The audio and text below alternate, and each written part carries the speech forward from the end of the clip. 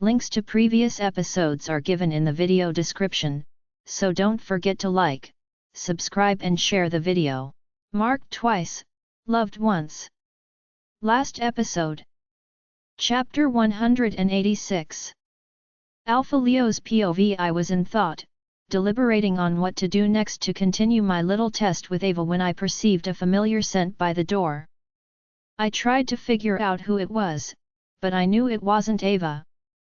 The person was very close to the door, and I was patiently waiting for them to enter when I remembered that I was sitting in bed instead of lying like someone who truly had paralyzed legs. I immediately lay in bed and pretended to be very sad as the door opened, and what I first saw was a leg. Cynthia entered, and I smiled when I saw that it was her. She walked over to me and stood beside me. "Alpha Leo, how do you feel now? Do you feel better?" she asked, and I nodded. "Yeah, I don't know how I'm feeling right here," I pointed to my legs and sucked in a deep breath. "But, you see right here." Touching my heart, I continued staring at her. "I feel a lot better," I said and revealed a smile. I made it look like it was hard for me to say that I was in real pain. I acted so well that I was nearly convinced myself. She looked sad too, and her eyes were red. "What's the plan? How long will it take for your legs to be okay? Did the healers mention any date?" she asked, totally concerned about me, and it made my heart melt. They had no idea when it would be fine, as they didn't know if it was temporary or permanent, but I hope it will be temporary. I hope it will heal soon, and I will be able to walk again. I replied and let out a deep breath. Cynthia nodded her head and sucked in a deep breath. "Yeah, it will surely be temporary. You will be fine soon." She comforted me, and I nodded my head. We were still talking about things when I felt a presence near the door, and before I could wonder who it was, I perceived Ava's scent, and my eyes twitched. I wondered why she wasn't teleporting instead. I was still thinking about why she was by the door instead of teleporting into the room when I heard a knock on the door, and I frowned. She truly wasn't teleporting but was trying to enter through the door like everyone else. She continued knocking on the door, but I didn't reply to her. I turned to face Cynthia and revealed a smile at her. "So, hope you're enjoying your stay here?" I asked her, but she hesitated for a while before she nodded her head. "Yes, I am. I hope you are okay soon so you can escort me by the time I leave," she replied and looked at the door that Ava continued to knock. "Won't you answer that person, or you don't want them in here?" she asked cautiously while staring at the door. She must have been expecting me to reply to the person for quite a while. I looked at the door and sighed. "I will," I said and cleared my throat.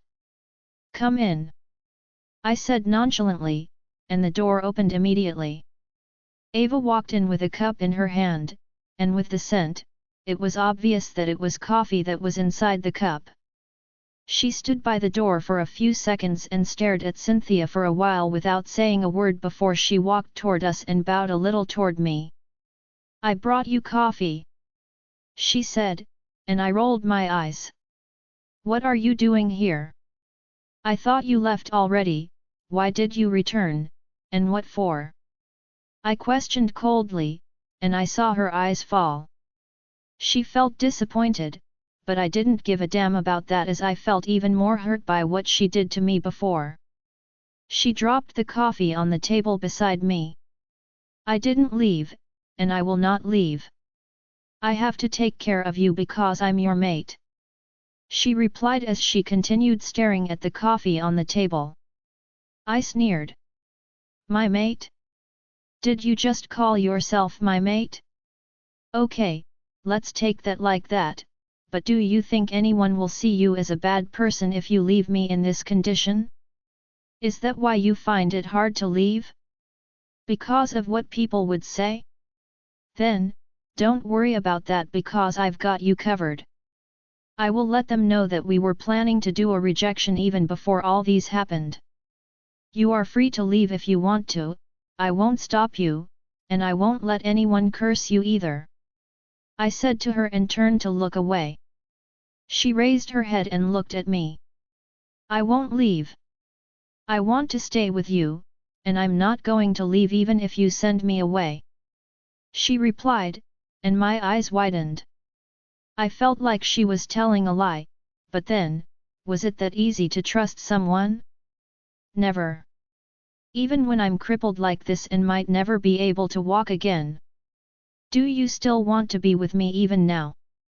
I asked her while staring at her eyes to see if she was telling the truth or not. She moved closer to me and stared into my eyes too. Yes, I love you a lot, and because I'm your mate, I don't care about your condition. I've always wanted you, only you, and I will never leave you for anything. Your condition right now doesn't stop me from loving you, and I won't stop loving you for the rest of my life, too. She replied, and my mouth hung open. I kept staring at her without being able to say a word or think about anything, as it felt like my mind was blank. I think she meant what she said. She loves you for real. Ethan said, and that was when I got my senses back. I was in thought for a while, but I soon shook my head and sneered. Do you think she is telling the truth? I can't trust her, Ethan, and you should know this too. I replied to Ethan and rolled my eyes before returning my gaze to her. Even if you say you love me and I believe it, I still can't choose you because you are not a good choice. I don't want to marry the wrong person and regret it later on. I said to her, and her eyes twitched. She shook her head in disagreement, and her lips quivered. Oh, no. I'm not like that. I'm not a bad choice. I only acted that way then because I was jealous. I thought you liked Lady Nora more than you liked me, and because I love you so much, I got jealous and lost my mind while feigning ignorance. I'm so sorry. Please forgive me. She apologized with a flushed face, but I shook my head. I can't, Ava. Everyone keeps saying you did that because you were jealous. Who knows what you will do in the future if you get jealous again? Would you watch me and my mother die? I asked her, and she staggered backward. She covered her mouth and shook her head. No, I know that was stupid of me, but I will never try it again. Can you forgive me, please? She apologized more. I sucked in a deep breath before I shook my head. I find it so hard to believe you, and the last thing I want is to make the wrong choice. Instead of marrying you, I would rather marry someone else and make them my mate. Even though I can't walk right now, I can still marry someone else. I turned to look at Cynthia, who was staring at the two of us without saying a word. I know of someone who will take good care of my pack and be a good Luna. So, why don't I marry her instead of you? I said with my eyes still fixed on Cynthia, and it was so obvious that Ava noticed, and a tear rolled down her eyes.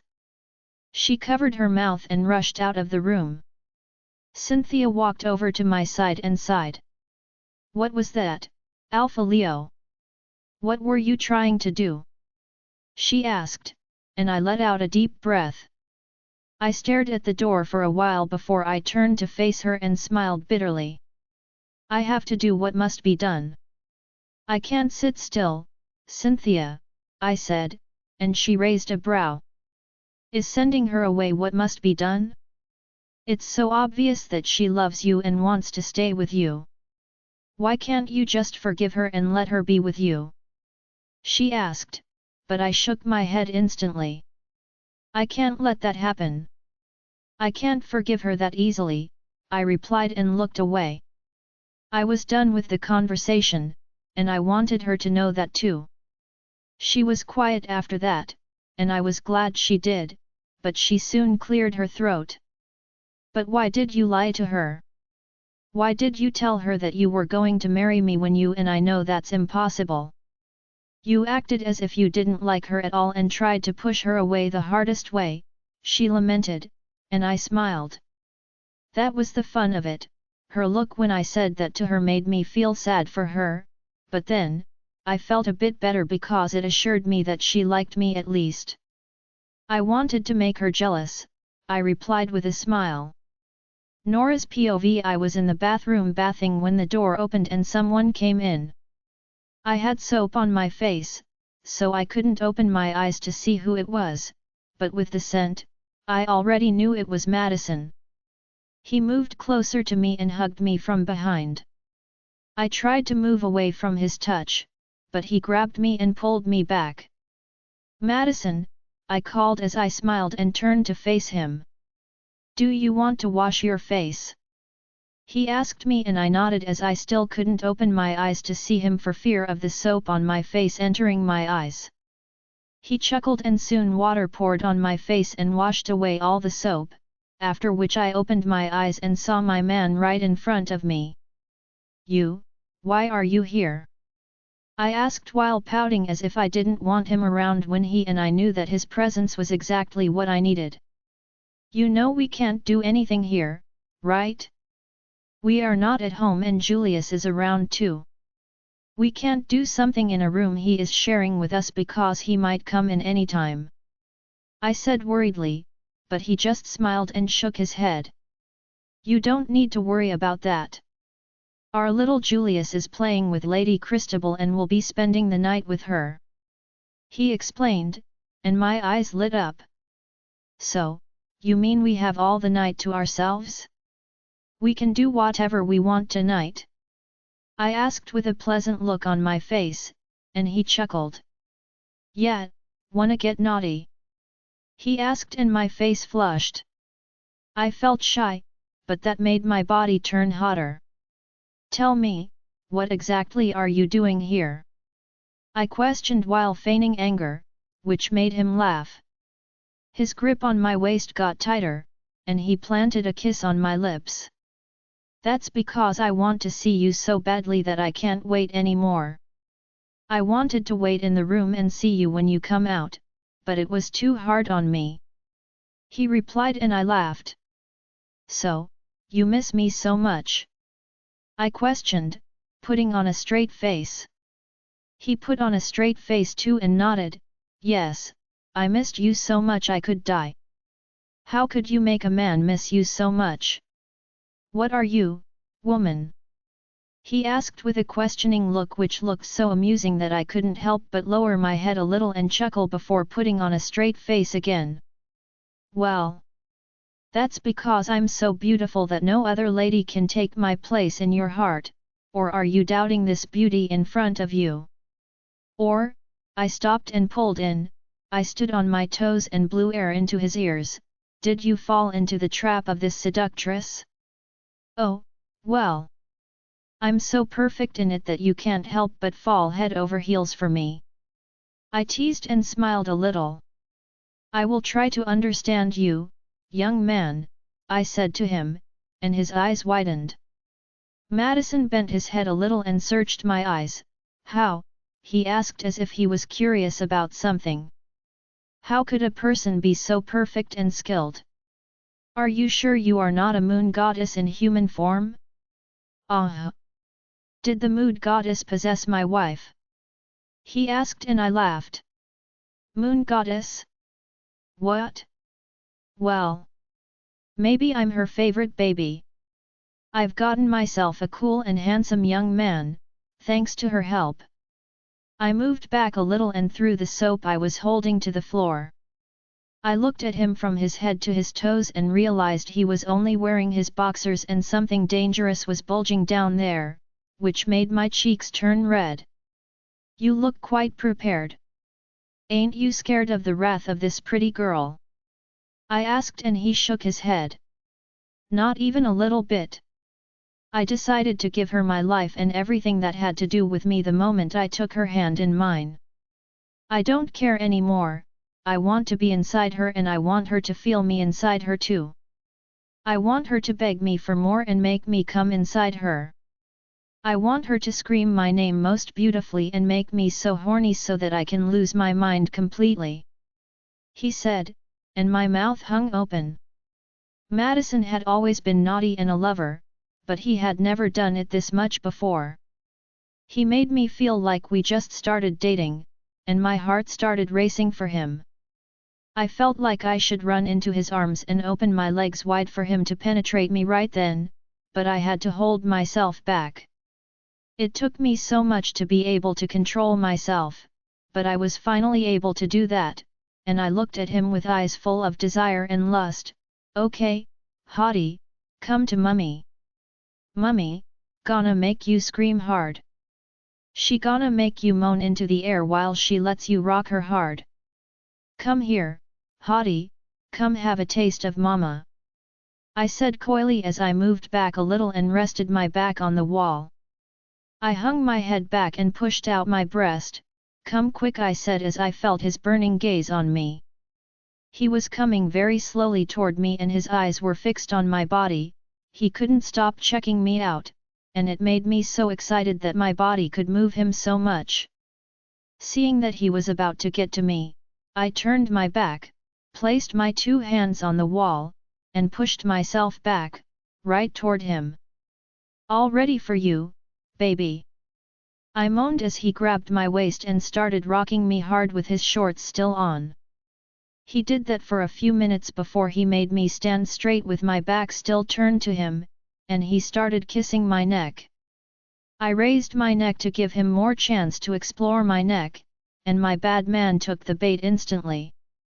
His kisses on my neck got more intense, and his hands moved from my belly up to my breast. He squeezed my breast hard, which made me moan hard as I hung my head back and pushed my breast more into his grasp. I wanted him to massage it, pull on it, and do all sorts of merciless things to it without telling him, as that would ruin the mood. He commented in between the kisses on my neck, and I chuckled. "Bigger?" I asked as I opened my eyes to look at his face, and he nodded. "Yes, softer too, and I feel like I can touch it all night long," he commented again and my cheeks flushed. "Maybe, I'm carrying a baby already. That's the only reason a grown-up lady could grow more breasts, don't you think?" I teased softly and he bit my ears gently. "Then, let's make the baby stronger," he said as he turned me around and looked into my eyes. His hand went behind my ears, and he pulled me closer to himself. "I love you, Nora," he said as he planted a kiss on my lips. He pulled back and kissed my nose before he returned to my lips and started kissing it again, but this time, it was intense. He sucked on my lower lips as if his life depended on it before he moved to my upper lips and started the same process. He moved his lips in sync with mine and when I thought he was going to pull away, he dipped his tongue into my mouth and fought for dominance with his tongue in my mouth. The kiss went on for a while until we both had to pull off because we were already breathless. You're way too naughty," I said playfully and he bent in. He moved his mouth to my ears and whispered, "That's why you can't live without me, baby." He bit my ear gently, and before I knew it, he turned me to back him again and slapped me. "Push that out," he commanded. Heck! That voice, that tone turned me on and without saying a word, I bent my body, pushing me out. He grabbed me with his 2 hands and without saying a word, and I moaned out loud. "Yeah, baby," he said. The same went on for a few minutes before we both rested our backs on the bathroom wall and smiled at each other. Alpha Leo's POV. I was sitting in bed, playing a game on my phone as I was bored after being alone for hours, when I suddenly heard a knock on the door, and I frowned. "Who?" I was about to ask who was there when I perceived Ava's scent, and I immediately knew she was the one.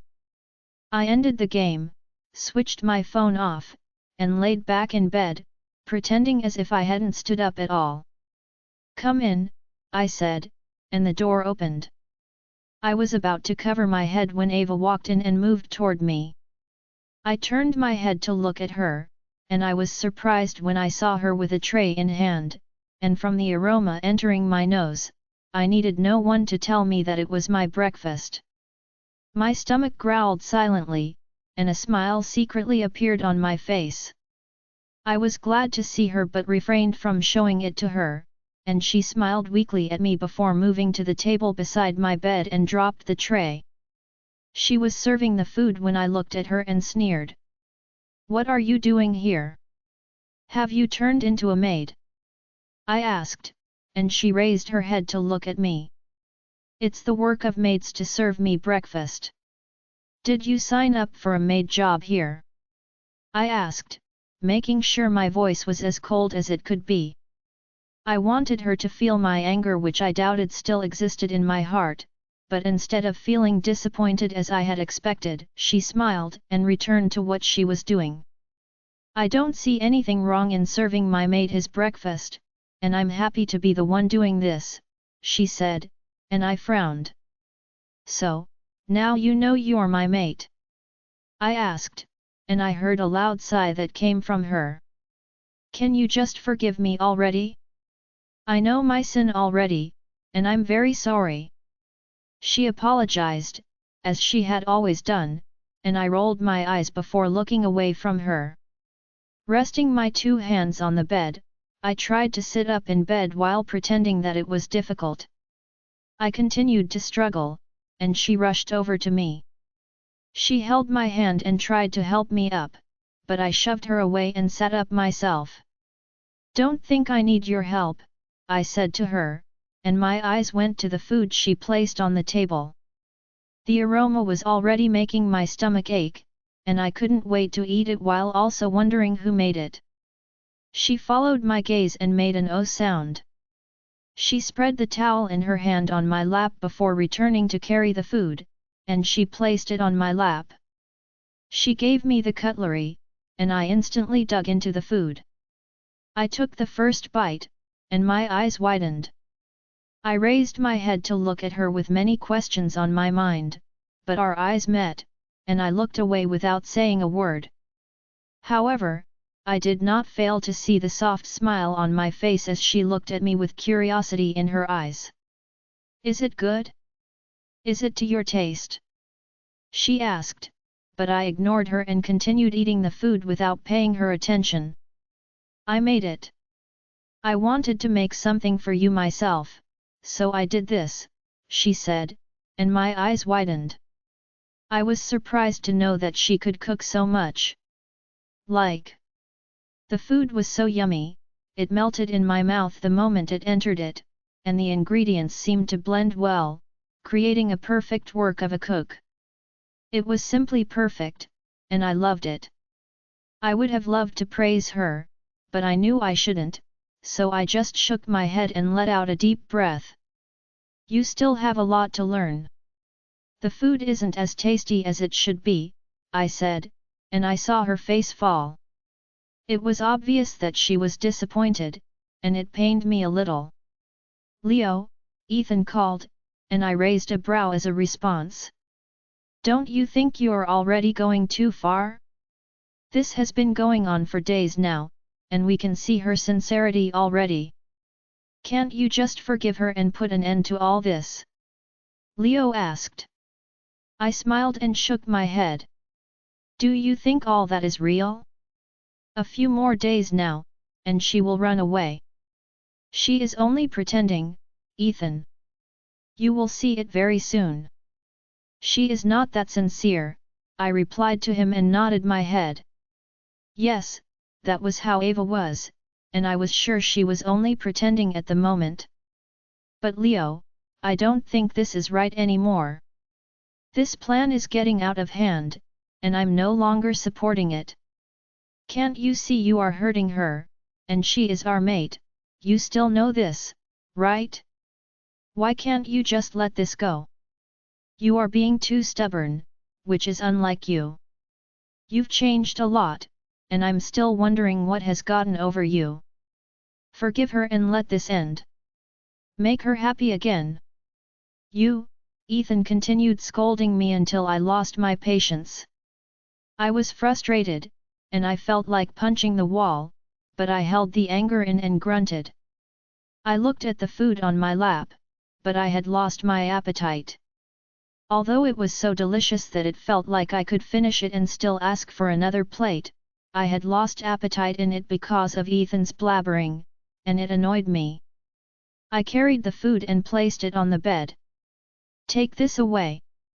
I'm no longer eating," I said to Ava, who seemed surprised. "But, you've only eaten a few spoonfuls. Why are you not eating again?" she asked with confusion in her tone, but I only shook my head and pushed the food further away. "Take this away from me. I don't want to eat any more." I couldn't tell her I had lost my appetite, so all I could say was tell her I was no longer eating, while I hoped she would understand without telling her that it wasn't her food's fault but something else that pissed me off. She bent down to carry the food from the bed and stopped when she was about to carry it. "Is the food that bad? Should I make it again, or make something else entirely? What do you want to eat?" she asked. I turned to look at her and groaned. "Can you please leave? I want to be alone for now, please," I said calmly, and she nodded. She carried the food, walked back to place it back on the tray, and she came back to remove the towel on my lap before she carried the tray and left the room without saying a word to me. I watched her leave the room, and I ran my fingers through my hair with frustration filling my entire being. "You're being too harsh on her, Leo. You just sent her away without complimenting her food or making her understand why you could no longer eat her food. Why are you doing this to her when she is our mate? Do you not want a second chance, mate? If you don't, you should let me know, so I can stop bothering you. I thought we both wanted a mate then, and that was why I was glad when we found one, but it seems that wasn't what you wanted," Ethan said to me disappointedly, and I rolled my eyes. He kept talking as if he had forgotten about what Ava did, and it annoyed me even more than anything else. It was her fault, she caused all of this, and you knew it. She let her jealousy take control of her, and she messed things up. If only she had used her senses then and stopped her jealousy from taking over, it would have been fine, and by now, we would be living happily together here, but she caused this, and she should bear the brunt of it, I replied and hit the bed angrily. I was sad too, and I wasn't satisfied with everything that was happening. I had tried to sort things between us, and I had tried to make it work, thinking she loved me, but it turned out that she did, but her jealousy was more than her love. While I was still arguing with Ethan, a knock came on the door, and I stopped the conversation. "Come in," I said after I realized it was Nora. The door opened, and Nora walked in. She walked toward me and sat down. "Hope you are okay?" she asked, and I nodded my head. "Are you guys leaving already?" I questioned, and she smiled. "No, we are still here for now," she replied and sat right down. "What have you been up to here?" she asked with a little frown on her face, and I sucked in a deep breath. "I'm tired, Nora. Sitting in bed all day is very tiring," I lamented, and she groaned. "Then, why don't you stop this?" I shook my head. "I can't," I replied simply, and she made a questioning face. "Why?" she inquired. "You know the answer, Nora," I said, but she shook her head. "I don't think I do. What I know now is that you love Ava, but you are not ready to admit it. If you don't, you won't be doing all these. Why don't you stop and accept your woman?" she asked, and I couldn't say a word. Alpha Leo's POV sitting in bed, I was still settling matters with Ethan, and he was frustrating me already. I had tried my best to make him reason with me, but he was harder than I thought, and it was tiring. Aren't you tired of staying in bed all day? You've been sitting here for 4 days now, and you are still enjoying this? Ethan asked me for the umpteenth time, and I groaned. I nodded my head and forced a smile. I'm not. I want to stop all this too and return to my everyday normal life, but I need a little more time. We should be patient a little bit more and see what happens. I said to him while I tried so hard to hide my frustration, although I was on the verge of exploding and screaming at him. We were still busy talking about my case when a knock came on the door, and I knew it was Ava. Come in, I said, and the door opened, revealing Ava, who had a cup of drink in her hand. Hello, she said as she walked over to me and revealed a smile. It's juice. I made it myself. Mother told me you'll like it. She said, and excitement filled me. Knowing that she was making things for me instead of asking the maids to do them made me excited, but I hid my emotions well and nodded my head. Okay, I said and stretched my hand to collect it.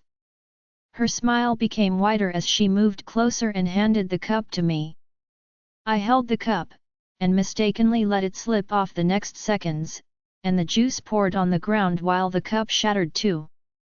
My eyes widened, and I looked at the floor immediately. I wanted to ask her if she was all right, but the words got stuck in my throat as I raised my head, expecting her to murmur at me. But she didn't, rather, she just kept staring at the ground without saying anything. I opened my mouth to talk instead, but my eyes widened when she suddenly bowed her head. I'm sorry. It was my fault. I'm sorry that I didn't hold the cup well. I should have been more careful. I'm truly sorry. She apologized, shocking the daylight out of me. If anything, I didn't expect an apology from her at all, especially when it was clear that the cup fell from my hand, and that was after she dropped it in my hand. What is going on in your head, Ava? I wished I could ask her this question, but I knew I shouldn't when I was the one who caused all this. She let out a deep breath and bent down. I will clean this place right away. I apologize for being so clumsy. She added and started picking up the shattered glasses. Why should you do that? You can call the maids to do that. I felt very guilty. Seeing her picking glasses that could injure her made me realize how messed up the situation was, and I felt bad for her. No, I should do that myself. I will be careful. She said calmly, but that only made me feel even more miserable. I stared at her for a while and grunted. Just call the maids. That could injure your hands. Drop them. I said, hoping my words would persuade her, but she was adamant. She continued to pick the glasses, and after a while, she stood up. I will bring something to clear the rest. I will be back. She said as she left the room, leaving me to drown in my guilt. I wished I hadn't lied about my condition so I could stand up and help her clean, but it was complicated already, and I could only ask for forgiveness in my heart. The door opened a few minutes later, and she entered. She came back with a mop and some other things, which she used to clean the room, and returned her attention to me. It's clean now. I'm sorry for disturbing you and creating a mess in your room. She said. I opened my mouth, contemplating telling her to stop and that it was my fault, but she interrupted me. Should I make you another juice? The same flavor or another one? She asked, and I sighed. No. I don't need any juice. Sit, I want to speak with you. I said to her, and I saw her eyes light up. She quickly dropped the things in her hands, wiped her hands clean, and sat beside me. I'm all ears. She said to me, and I sucked in a deep breath. It was obvious that she was excited about what I wanted to tell her, which made me feel a bit bad for her, but I shrugged that off and cleared my throat. What I'm thinking is, why don't you let us process our rejection? You can easily have a better man out there who would give you the life you want. Or what do you think? I've called several healers for the past 4 days, and each of them said it's not going to work. You know how powerful Madison is, but he still can't heal me either. They all said that if I'm going to walk again, it will be a miracle, and you know miracles don't happen often. Let's do the rejection, Ava. I said to her, and I saw her eyes fall. She felt disappointed, as that wasn't what she had expected me to say, and she lowered her eyes. She was quiet for a while before she raised her head and shook her head. I can't leave you, Alpha Leo, and I won't. I will never do that because you are my mate. I don't care what happens, I'm going to keep seeing you and being by your side. I'm not going to leave you for anything. She said, and I frowned. How could she still say that, even when I told her that I might never walk? Do you even understand the gravity of this matter? I just told you that I might never walk again for the rest of my life, and you're okay with it. I'm crippled, I'm a crippled man, Ava, and there is nothing I can offer you anymore. We can't go to parties together, we can't go on dates, we can't go on vacations, we can't have a normal couple life in bed. I might not be able to perform well anymore. What do you think I can offer you here? There is no advantage to this relationship, Ava. No advantage at all, and no freedom either. You will have to take care of a crippled mate for the rest of your life. Why don't you stop now and let's process the rejection? I asked with fake sadness in my eyes. I was very certain that she wouldn't want to stay anymore after I had told her all the disadvantages, as I knew that it was the joy of every woman to want to show off their man, but she wouldn't be able to. I knew Ava wouldn't be happy with any of the things I had listed, and all the plans of staying with me would have washed away from her mind. I knew very well that she hadn't thought deeply about it before, which was why she kept insisting that she wanted to stay. Even though I felt sad that she would be leaving, I was okay knowing that she never loved me if she really left. While I was still thinking to myself, she raised her head, and tears rolled down her eyes. Because I love you. It hurts. I love you so much that it hurts, I feel like I'm going to die. I've loved you for a very long time, and there was never a time that my feelings changed for you.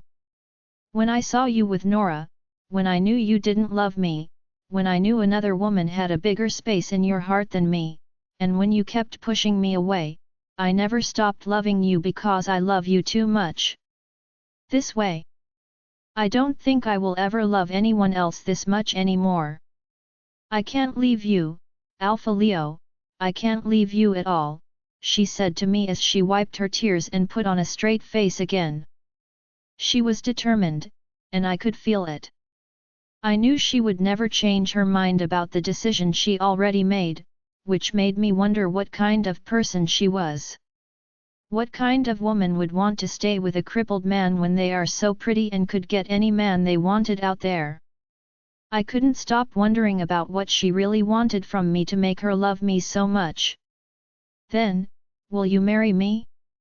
Even though I can't walk, and I'm crippled, will you still marry me and be my wife? Would you like to be with me? I asked while staring into her eyes, searching for any hint of hesitation that would make me understand her feelings toward me. But the way her eyes lit up. She looked confused at first, and the next moment, she jumped up from her seat and looked at me. Are you proposing to me right now? She asked, and I nodded. I was about to talk, but she hugged me tight and screamed, "Yes! Yes!" She screamed, sounding very excited. Alpha Leo's POV. I was surprised to see her excited reaction. I was expecting her to hesitate or answer awkwardly, but her reaction was beyond my expectations, and it surprised me greatly. She hugged me so tightly that I found it hard to breathe, but breathing wasn't my priority at that moment. I was too surprised to even think about it. How could she be happy to get married to a crippled man? It made me wonder if there was any other woman in the world who would want to do the same thing for love. After a few more minutes of hugging and screaming, she finally broke the hug and looked into my eyes. I'm happy. I'm so happy that I don't know what to do. I can't believe you just proposed to me. You mean, we will get married? I will become your wife? Is this a dream? I can't believe this. She kept babbling, and I couldn't help but chuckle at how cute she looked at that moment. Her eyes sparkled with delight, and she kept smiling excitedly. I thought about her faking her emotions. I thought maybe she could be lying about how she felt at the moment. But I realized that wasn't right because the excitement she was showing to me was so extreme that I already knew she meant it, and she was truly happy.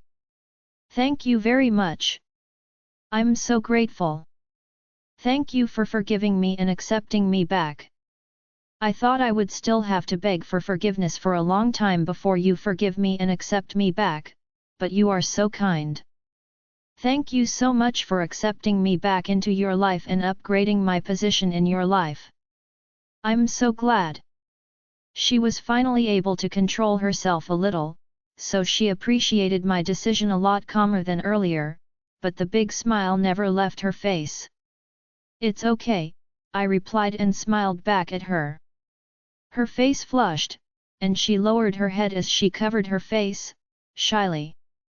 She turned her back. I'm coming. I will be back, she said, and without waiting for me to reply, she ran out of the room.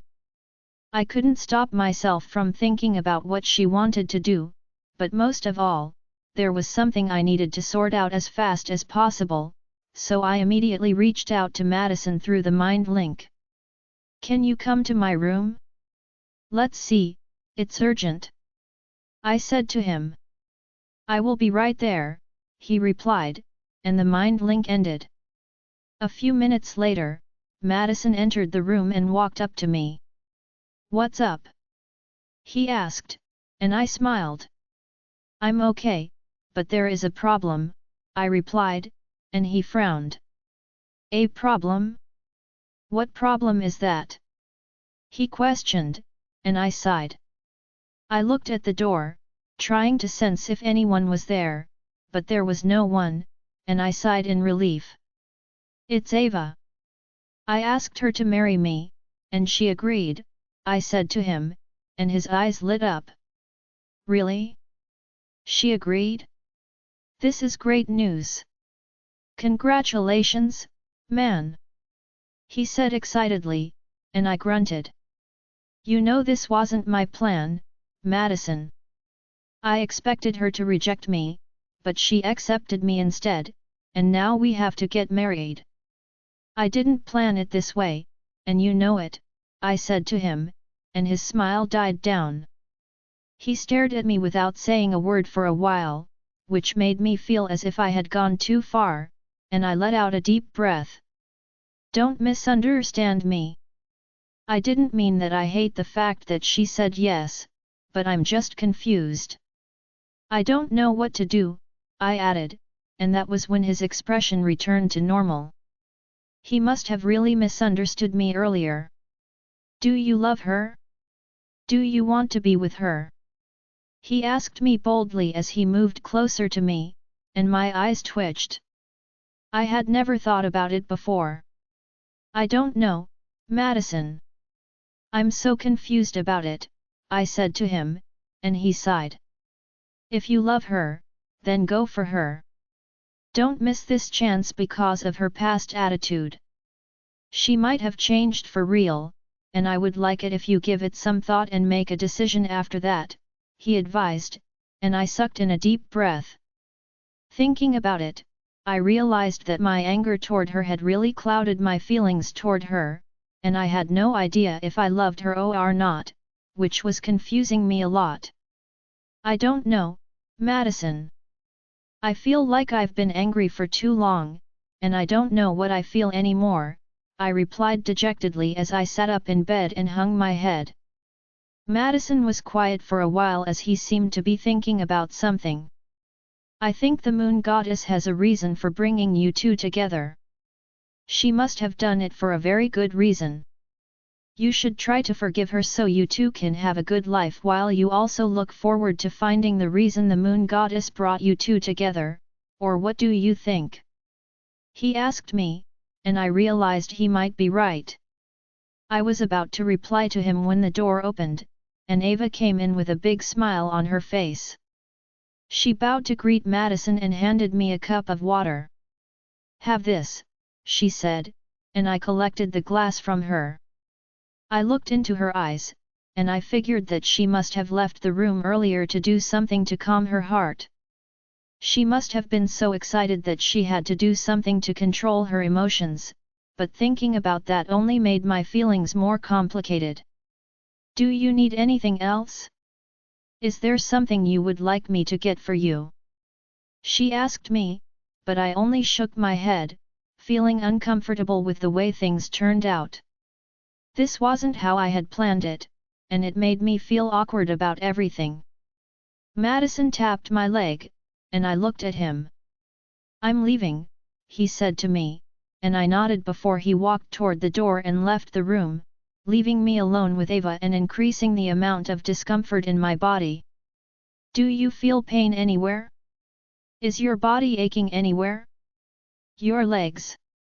She continued to question as she looked at me with utmost care in her eyes, and I shook my head.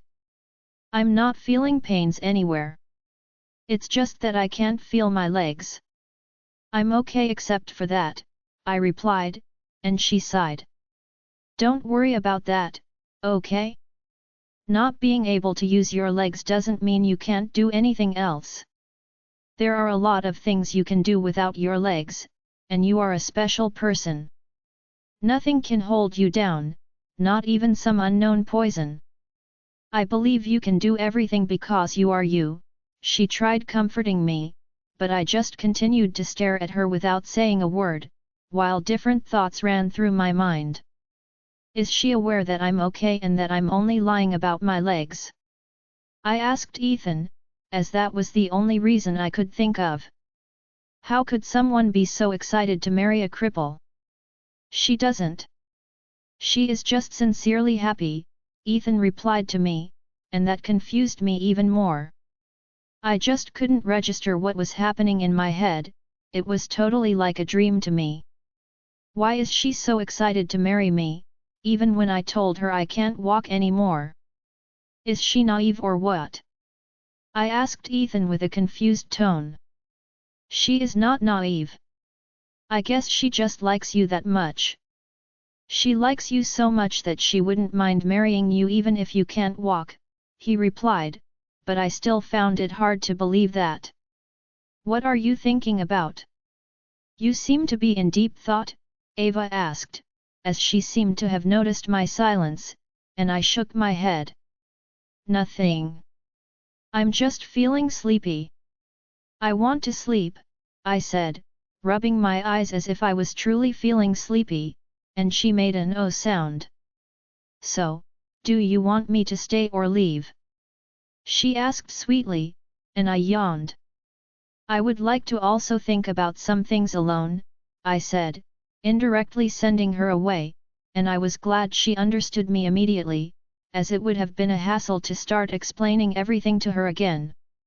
She nodded her head and smiled, then stood up. Okay then. Call me if you need anything, she said, and covered my legs with the duvet before she left the room. I stared at the closed door for a while and groaned. This is confusing, Ethan, I said out loud to my wolf. Nora's POV. I smiled softly. So, how do you see this place? Hope you are comfortable here. I asked Julius, who was playing with a toy car that Lady Christabel gave to him a few days ago. He raised his head to look at me and smiled. Yes, Mum. It's really cool here. Everyone is so nice, and they want to play with me. It's nice, really, he replied and continued his play again. I smiled, staring at him for a while, thinking about what to say again as it had been a while since I last spoke to him. Would you like to visit my family? They live around here, I said to him, and he frowned. They live around here? He asked, and I nodded. Yeah. Let's go. I want to see Uncle Maxwell. I want to see everyone. He said excitedly and stood up. Let's go right away, Mum, he added, and I chuckled. I stood up and nodded my head. I will quickly get a car key, and we can leave right away, I said to him and left him there to look for a car key. You're going out? Alpha Leo asked me as I connected to him through the mind link while I was still searching around for a key. Madison's cars were not here as we had been transported here by air. Yes, I'm going to meet my parents, I replied. Okay, there are drivers downstairs.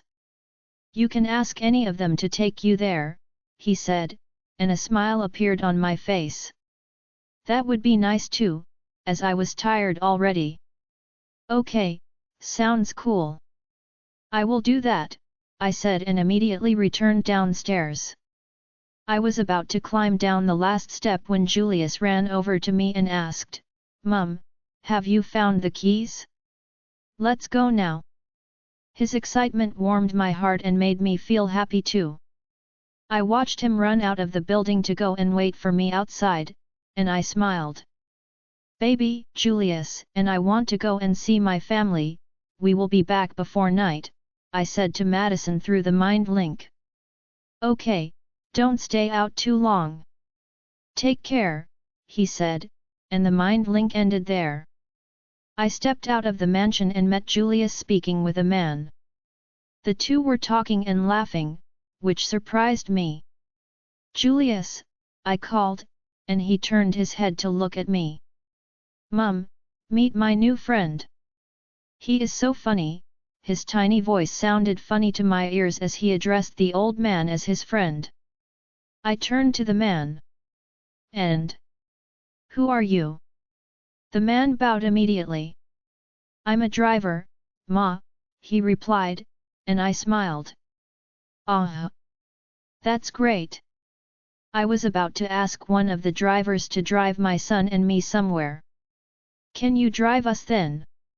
I asked, and the man nodded immediately. Sure, ma'am. Let's go, he said and led us to one of the cars.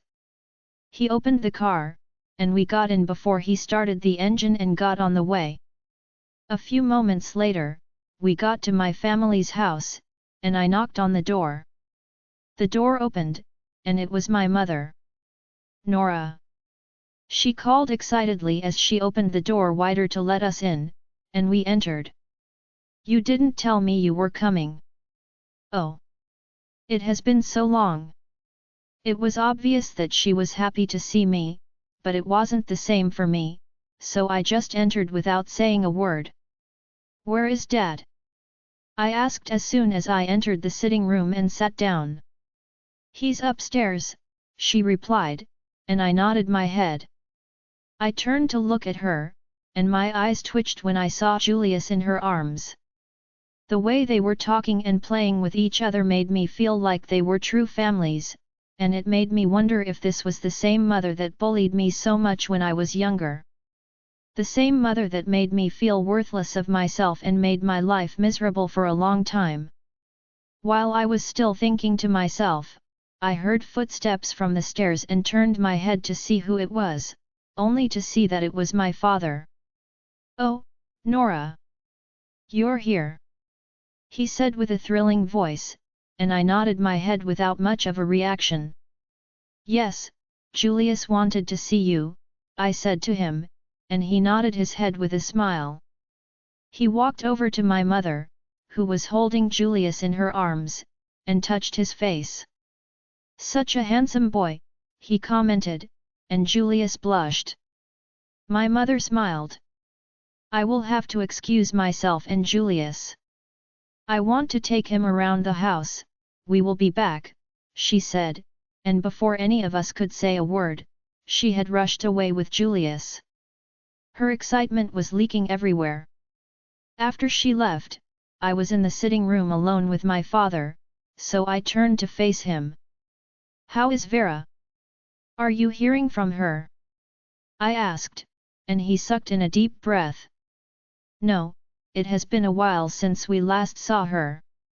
She doesn't come home anymore, and any time we are opportune to speak with her, she won't tell us where she is or what she is doing. I don't understand anymore, he replied, and my heart skipped a beat. I was worried about her, and my hands turned sweaty right then. Are you sure she is really okay? I asked worriedly, and my father nodded his head. Yes, she is. We are very sure of that, he replied with a weak smile. He must have noticed that I was bothered about Vera. I breathed in relief and nodded my head.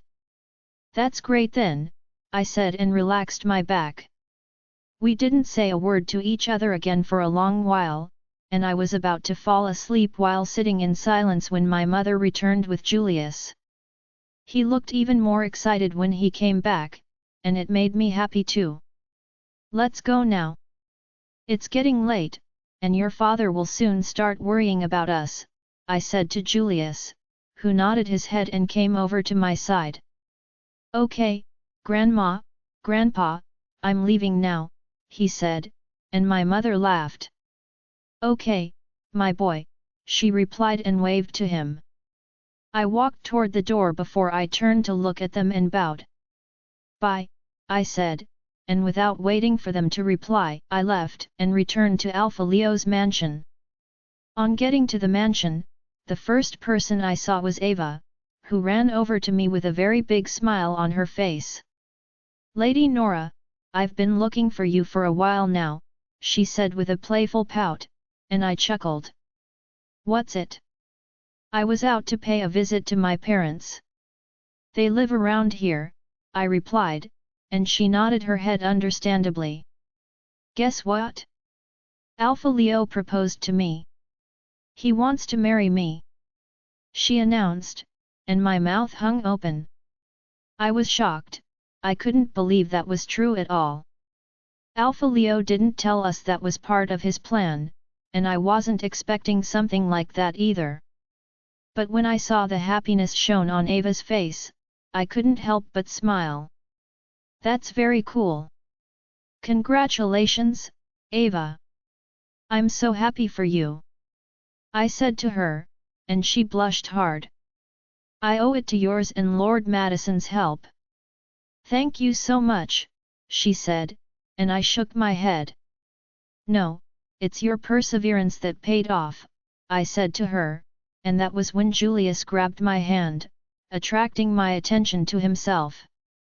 Mum, why didn't we see Uncle Maxwell? When Grandma took me everywhere, I thought we would see him, but we didn't. Why? Julius questioned, and I raised a brow. Oh, that wasn't Uncle Maxwell's place now. Uncle Maxwell lives around our house, I said to him. While I was still talking to Julius, Ava waved to me and ran away. Oh, I want to see Uncle Maxwell when we return home, he said and left too. I knew he was leaving to play with Lady Christabel again. I stared at his back for a while before I remembered something and quickly made my way to Alpha Leo's room. I knocked, and I entered when I heard him give permission. You're back? I was thinking you would want to stay for long, he said, but I shook my head. No, Madison wouldn't like it if I stayed for too long and later slept there, I replied, and he made an oh sound. I walked over to his side and sat down. I heard from Ava. What are your plans, or do you truly want to go ahead with the marriage? Are you going to do the marriage for real? I asked curiously, and he sucked in a deep breath. He sat up in bed and looked at me. I didn't know she would accept me. I was expecting her to say no, but she accepted me instead, he replied, and I raised a brow. So, are you going to marry her? I asked, and he nodded. Yes, I'm going to marry her. I can't reject her after she accepted me, he replied. Will you do that when you are still crippled? I asked with furrowed brows, and he nodded his head. Yes, I will only stand up on the wedding day, probably during the wedding, he replied, and I chuckled. When is the wedding? Tomorrow, he announced. Alpha Leo's POV. It was finally the wedding day, and I was fully dressed, sitting in a wheelchair as I waited for the celebration to begin. Leo, are you sure you want to do this? I don't think this is right. Ethan said to me with concern in his tone, and I sighed. I know, but I need to do this to end it all. Who knows, she might change her mind at the last minute. She might feel like she doesn't want to get married to a crippled man and run away before they bound us together. I need to know her plans, Ethan. I replied to him and smiled, but I knew he wasn't convinced at all. We were still discussing when I heard a knock on the door and I realized it was Madison. I breathed in relief as he was truly the one I needed the most right then. Come in, I said excitedly, and the door opened, revealing Madison, who was already well dressed and looking ravishing as he always did. You look good, he commented, and I smiled. He stole the word right from my mind because I wanted to say the same to him. Well, you too, man, I said, and we both laughed. He walked over to my side and sat on the edge of my bed. What are your plans, Leo? Are you really going ahead with this wedding? If I remember well, this wasn't our plan, you know? Having you a single man today and a married man the next? Oops. I still can't get used to it. He joked and I chuckled. She is my mate, and I don't think I have a way out of this at all. I didn't expect her to accept my proposal, but she did, and there's nothing else I can do about it. But then, who knows, she might change her mind if she sees me later in this wheelchair. I said to him, but he shook his head and crossed his arms. I don't think that will be the case at all. You should have seen the way she looked so excited when I saw her this morning. Nora even went to meet her not too long ago, and she was on about how happy she was, how she kept saying exciting things, and how nervous she was about the success of the wedding. The lady is totally in love with you and won't change her mind, okay? Madison replied with an amused smile on his face, and I rolled my eyes at him. But, will she really marry me? Is she serious about getting married to a crippled man? I asked, and Madison nodded his head. I think that's the case, he replied, and I sucked in a deep breath. I need to see her then. I need to see her before the wedding, I said, and Madison frowned. Why that? He asked curiously, and I bit my lower lip. I need to sort something, I replied, and immediately connected with Ava through the mind link. Let's see, Ava. We have to see before we meet the elders, I said to her. Why? She stuttered, and before I could reply, she appeared in my room and rushed over to me. Many paragraphs are missing. She looked nervous, but she was trying her best to stay strong and not let me notice. She looked at Madison and bowed before she finally got to me, stood in front of me, and forced out a smile. You look good in a suit. Why don't you like wearing it when it fits you so well? She asked, and I furrowed my brows. It's because I see suits. It's too much of a work and I don't have that time, I replied and shrugged. She smiled as she sat down and made a serious face. Why did you ask to see me? It seemed quite urgent, she asked, and I could hear the fast beating of her heart. She was scared. I let out a deep breath and looked at Madison, who nodded his head and left the room. "Are you really going to let this wedding take place?" I asked her, and I saw her expression change to a deep frown before she nodded her head. "Of course. Today is our wedding, remember?" she asked, and I nodded my head. "But can't you see my legs? Are you going to marry a man with bad legs? Why don't you think deeply before making a rash decision about your life?" I asked, and she scoffed. "Is this your way of making me change my mind? If that's it, then, I'm sorry to tell you that you've failed. I'm going to marry you, and I don't care about your legs. It's you I want, Alpha Leo, and it's you I love," she declared boldly. "You are my mate, and not being able to walk doesn't make you less of the man I've always loved," she added, and I could feel the sincerity of her words so much that I knew she meant everything she said, and it moved me a great deal. I looked at her, and at that moment, my view of her changed. It was like she had turned into a very beautiful angel that I found so hard to resist, and even though I wanted to take my eyes away from her, I couldn't. She looked back at me and our eyes met, capturing me in those dazzling eyes of hers, and she moved closer to me. Before I knew it, she captured my lips with hers and kissed me hungrily. I responded to the kiss and kissed her back just as much as she gave me, but then, I realized I had to stop because a little more than we did could make me lose control, and I shouldn't do that before the wedding. I pulled away and pushed the wheelchair back to create some more space between us before looking at her. She looked back at me and smiled. "I will be leaving for now," she said, and teleported away, leaving me to stare at the spot she sat down a few seconds ago. It doesn't look like she was pretending. She meant everything she said, and she loves you a lot," Ethan said to me, and I nodded my head. "That's it, the reason I must go ahead with the wedding.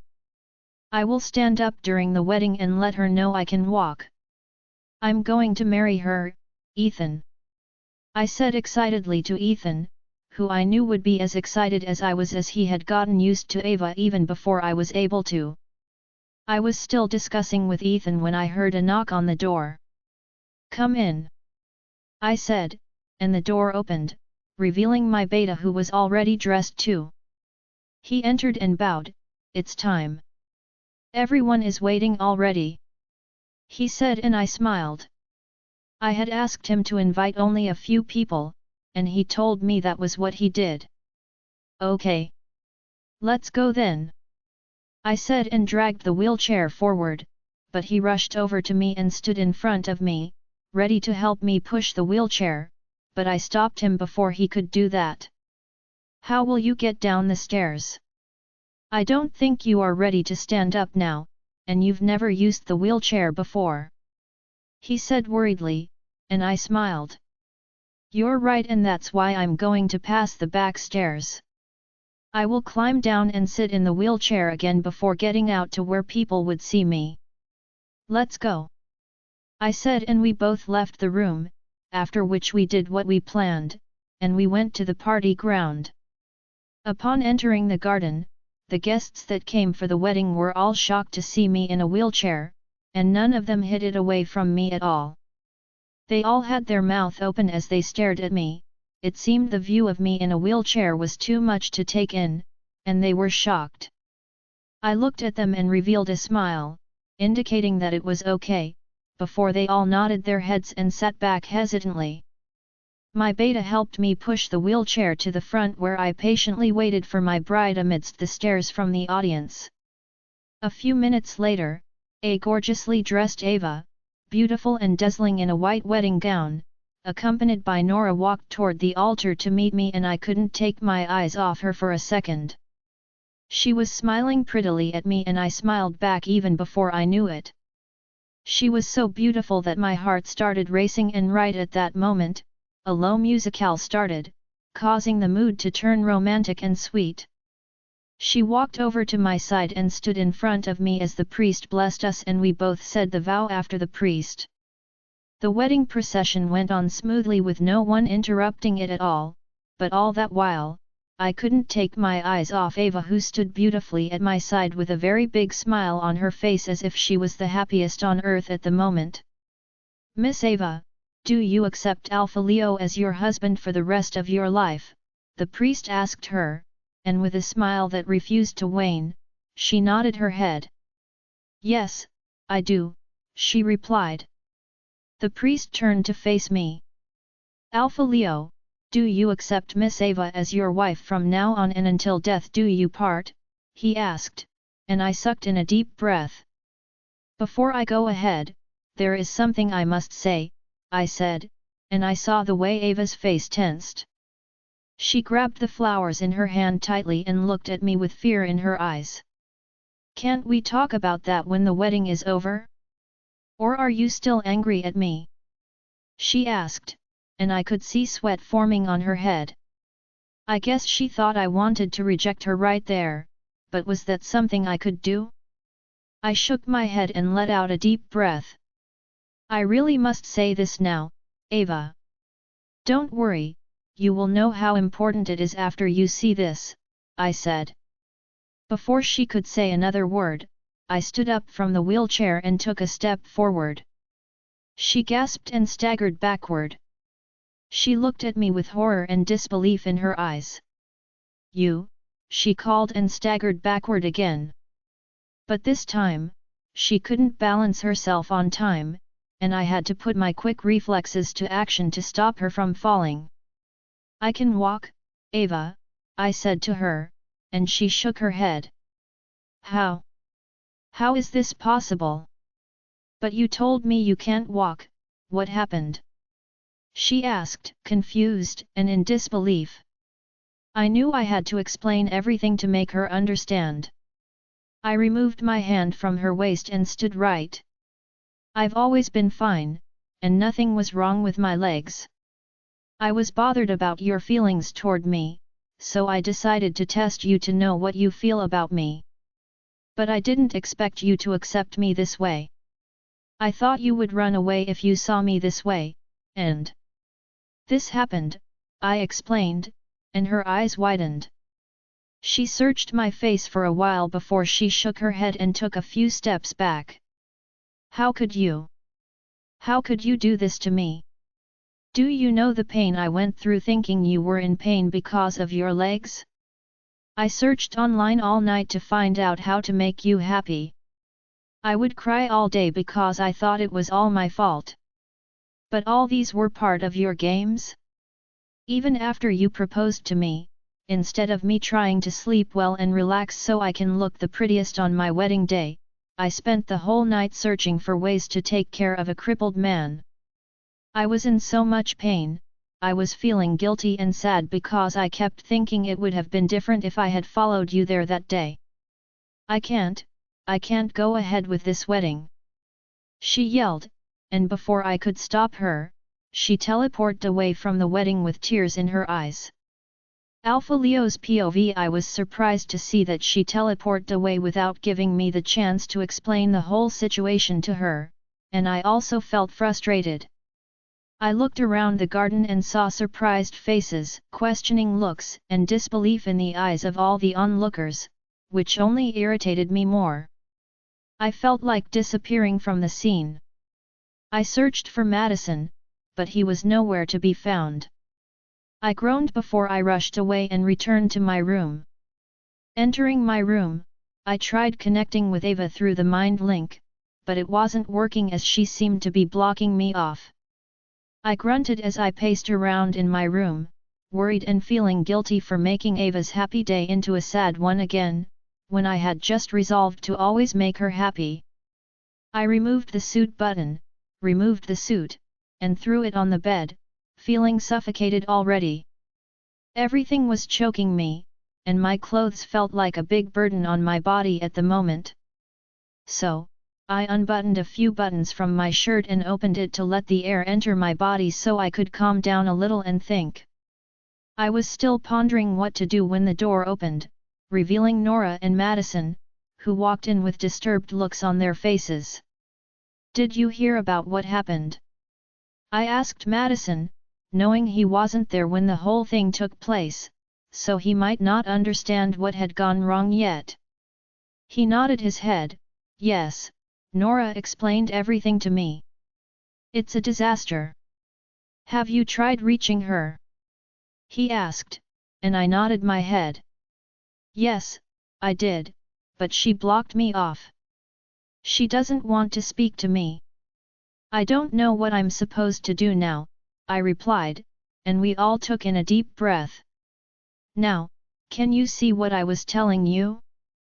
The plan was silly from the beginning, and I told you to stop when I realized it was getting too far, but you were too stubborn. You've always been stubborn in making rash decisions, and now you've created another trouble for us. Will you make us lose Ava now too? Will you not do something to bring her back before she runs away finally?" Ethan asked angrily, and I needed no one to tell me he was very angry with me.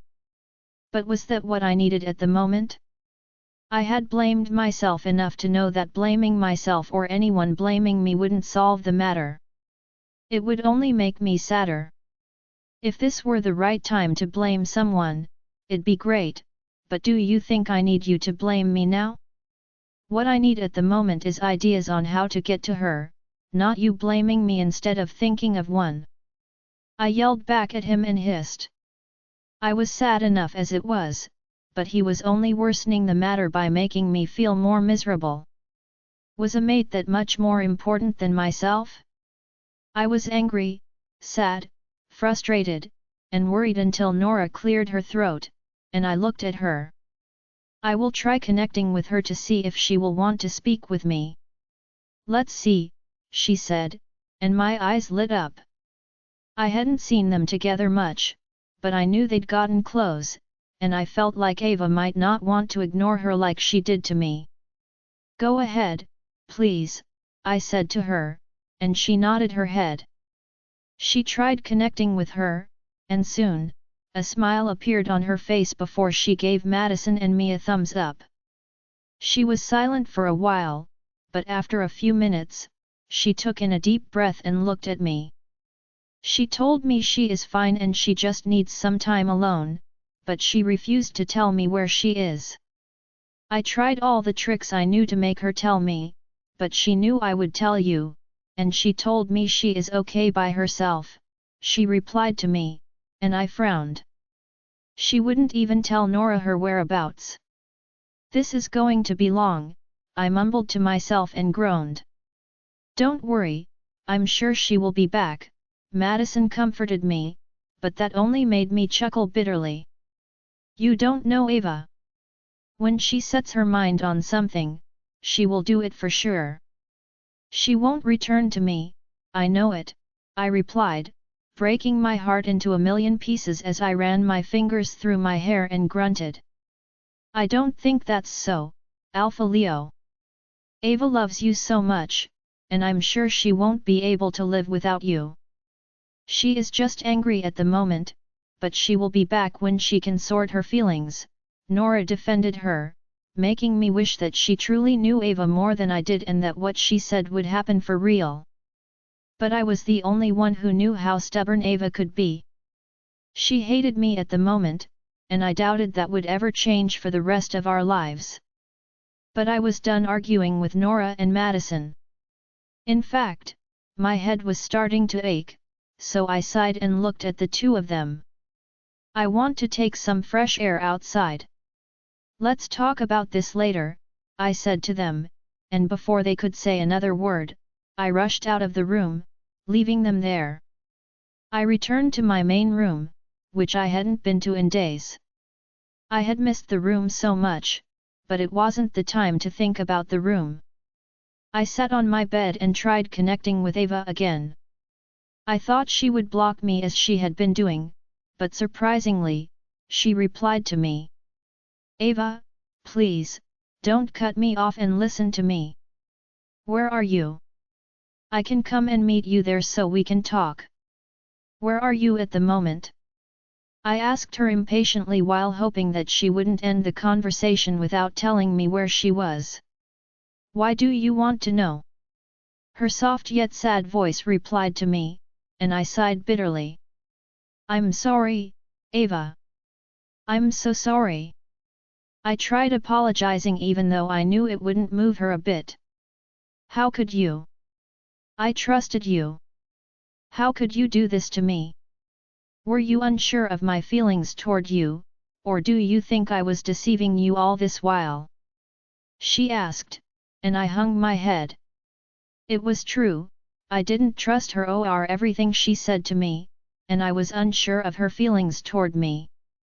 But I knew it wasn't the time to tell her that, as it would only make her sadder. I was only trying to be careful. I didn't want to get hurt or make a decision that I would regret later. I'm so sorry, Ava, I apologized, hoping she would forgive me. I can't do it. I can't be with you anymore. You don't trust me, and it's obvious you don't want to be with me either. You hate me, Alpha Leo, she cried, and I shook my head. I wished she was in front of me so I could let her know how much she meant to me at the moment, but she wasn't, and it broke my heart. No, Ava. Can we see and talk? I can explain everything to you, please, I begged. But instead of replying to me, she ended the mind link, and I tried connecting back, but she blocked me off again. I tried it over and over, but it was the same result, and I had to give up after numerous tries. I was heartbroken and grieved. I thought my life was finally going to change for the best, only to encounter this trouble again. I felt devastated. I went to the bar and picked up a bottle of whiskey, which I opened and started drinking. Soon, I heard a knock on the door, but I paid no attention to it. I don't want to talk to anyone. Even if it is my mother, I won't talk to her. I yelled at the door before sitting on the bed and continuing to drink. The person continued knocking for a while, but they soon left when they realized I wasn't going to reply to them. Soon, I fell asleep. Waking up soon after, I yawned and rolled around a bit before I opened my eyes. I felt a familiar presence in the room, but I wasn't sure who it was, as I wasn't fully awake yet, and the scent I perceived resembled Ava's so much, which made me conclude that I was wrong because Ava would never be in my room when we just fought before I fell asleep. I yawned again and tried sitting up in bed. That was when I saw Ava sitting with her back turned to me in the bed, and my eyes widened. I wasn't sure if I was seeing well or if I was only hallucinating because I got drunk before I fell asleep, but she looked so real. Ava? Is that you? I asked cautiously. Even though it was a dream, I wanted to stay in that dream longer with her because I knew I would be heartbroken if I woke up to reality again. She turned her head to look at me and sighed, "It's me. I'm here," she replied, and my eyes widened. Ava's POV, special POV, I teleported from the wedding venue and appeared in my room, where I slumped on my bed with my hands on my head. I was devastated and confused about everything, as it all seemed like a dream to me, but it was so confusing that I felt like I was going to lose my mind if care wasn't taken. I was supposed to be happy that he could use his legs, that he could walk, and that I wouldn't have to marry a crippled man instead, but I hated him for lying to me. I hated him for deceiving me all these days and seeing my emotions as a game that he could toy with whichever way he wanted. He did not trust me, he did not believe everything I said to him, he found it hard to see me as his woman, which was why he did all that. Even though I loved him so much and showed it to him, he did not want to believe it was real. Maybe I wasn't good enough to be his woman, or maybe he still had his heart with someone else. Don't you think he has the right to doubt your feelings toward him? You've done a lot to warrant that treatment, and you know it, Ava. At first, you acted when he was ready to give you the world, and when he needed your help, you rejected him like he was a beggar, and then, you frustrated his life, made him miserable, and made him question his destiny for having you as his second chance mate. You brought all these upon yourself and now, you are blaming him for not trusting you? What do you even know about trust for you to talk about it so leniently? My wolf scolded and questioned me harshly, but I knew she was right. I had done a lot to make Alpha Leo lose his trust in me, but that was only because I was feeling insecure back then too. Yes, I know I did wrong, but I've apologized, and he should have forgiven me by now. He doesn't trust me now, and he wants to marry me. Is that how we are going to continue our marriage? A marriage without trust? How will that survive? I asked, as that was my biggest fear. What would happen to us after our marriage if he continued to find it difficult to trust me? That's things of the past now, Ava. Alpha Leo trusts you now, and I can see that.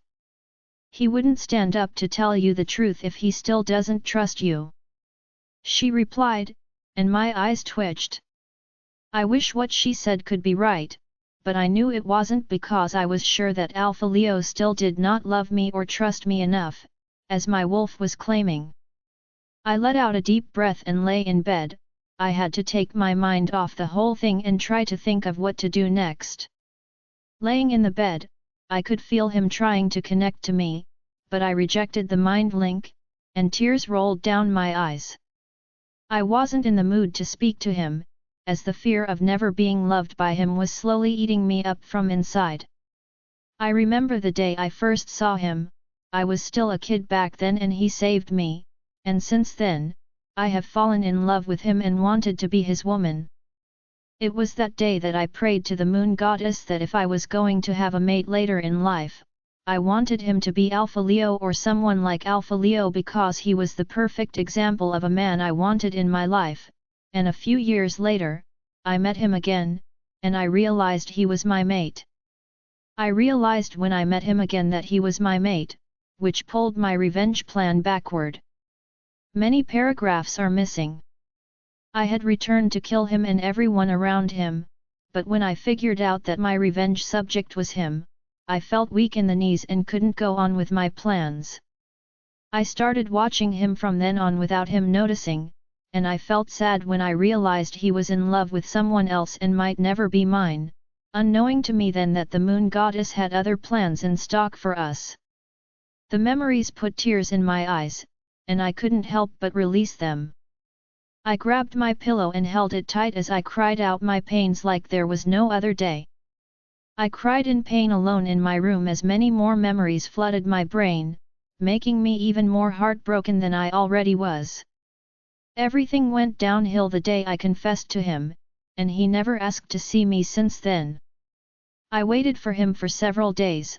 I waited in my house, in front of his mansion, and kept my phone with me in case he called my line or texted me, but nothing came in. I went to spy on him numerous times, but he was happier without me, and I felt my heart break into pieces. It was harsh on me, too hard for me to accept, and I had to run away, thinking I would get over him, even though it was so hard that it felt like I was going to die. That was why it came as a big shock to me when he suddenly showed up a few weeks ago to tell me that we were mates. I could swear that day was my happiest day, and I wished to throw myself into his embrace right then. It took me all my willpower to be able to restrain myself from doing that, and when I remembered how he didn't care about me for the past 4 years, my anger toward him surged, and I became angry again. I expected him to chase only after me, but he continued to keep his friendship with Nora, torturing me more and making my life even more difficult, but what really put me off was when I saw them kissing each other in his room. That day shattered me, and I felt broken. I had imagined a lifetime with him, I had hoped that he was starting to love me, and I thought I was going to become his woman, but seeing Nora in his embrace that day made me realize that I still stood no chance between them, and it made me sad, which was why I acted toward him when he finally started to show me some love and care. I was trying to do it a little, but the excitement got over my head, and I went overboard with it, causing me to send him away from myself again, and that time, he looked as if he would never return to me. I even caught him questioning the moon goddess and telling her to change his mate, which pained me a lot, and I decided to change his mind about me. I decided to show him I cared and loved him a lot, and when I saw that he became crippled and could no longer use his legs, I felt miserable. I felt guilty, thinking everything was my fault, thinking I had finally done the worst thing possible to him, and he would never want to forgive me, which was why I apologized so many times. But that day, when he screamed so hard in pain, I felt a knife pierced my heart too, and I felt sad that I couldn't take the pains for him. I wished death upon myself for causing him so much pain and agony. It was that day that I decided to stay with him for the rest of my life. I made my decision that day that I would never leave his side what may, and I would always be there for him. I would always make him happy, and I would make sure to relieve him of his pains every time it arose. I had made a lot of plans, but it seemed he still did not trust me. Even after I did my best to make him trust me, it was still too hard for him to believe that I truly cared about him. Go to bed, Ava. You should rest your head and think this through. My wolf advised, and I realized it was the best thing to do. My head was starting to ache, and my thoughts were becoming messy. No matter how hard I thought about it, nothing positive was coming to my mind, so I decided to take her advice and I closed my eyes. I relaxed my mind, and before I knew it, I slept off only to wake up a few hours later, and I looked around me. My head felt a lot lighter, I could think straight again, and that was when I realized that I had to see Alpha Leo, so I teleported back to his mansion to see him. On getting to his room, I saw him sleeping in his bed with an empty bottle of whiskey in his hand. He looked drunk and messy, and the look on his face even while he was sleeping looked very sad and broken. I sucked in a deep breath as I walked toward his bed and sat in it. I had gone too far and my action had hurt him the second time. Alpha Leo's POV saying I was shocked after I saw Ava in my bed would be an understatement, as I found it hard to believe my eyes for some seconds. I didn't imagine she would come back for me at all, and she was looking at me with a calm face. She wasn't shouting as I would have expected her to, and she wasn't staring at me with hatred either. I sat up properly and dragged myself to the other edge of the bed. I cleared my throat, wanting to say something, but I couldn't find the words. I just kept staring at her. I had no idea how to start the conversation, although I had a strong urge to talk to her. Say something, Leo. You need to say something before she leaves again. We can't let her leave again this time. Ethan kept urging me to speak to her, and I tried, but I had no idea what to say. I wanted to say something, fearing she'd get angry and leave again because I wasn't saying anything. Nothing came to my mind, as I was nervous, and a bit scared of what her thoughts were. How are you doing, Ava? I stuttered after many failed attempts, and she turned her head to look at me. I'm fine, she replied, and I nodded awkwardly. Can we talk? I want to explain everything to you. Can you listen to me now, please? I asked, hoping she wouldn't stand up and teleport away again, but she just shrugged. I'm here, I'm listening. Go ahead, she replied, and I let out a deep breath, relieved that she was ready to listen to me. I'm sorry about what happened. I know I disappointed you, and you probably hate me now, but I'm so sorry. I was scared of making another mistake, yet I made it again. 6 years ago, I made the mistake of rejecting my first mate and sent her to another man. After that, I thought I would be alone forever without any mate by my side, not knowing that the moon goddess had another plan in store for me. The moon goddess gave you to me, and I was glad and felt lucky, until you started acting as if you didn't want me. It scared me a lot. I thought you liked someone else and did not like me at all, which is why I felt so insecure. Even when you tried so hard to show your feelings, I found it hard to believe it was the truth. I made a mistake yet again, but I'm sorry, Ava. Can you please forgive me?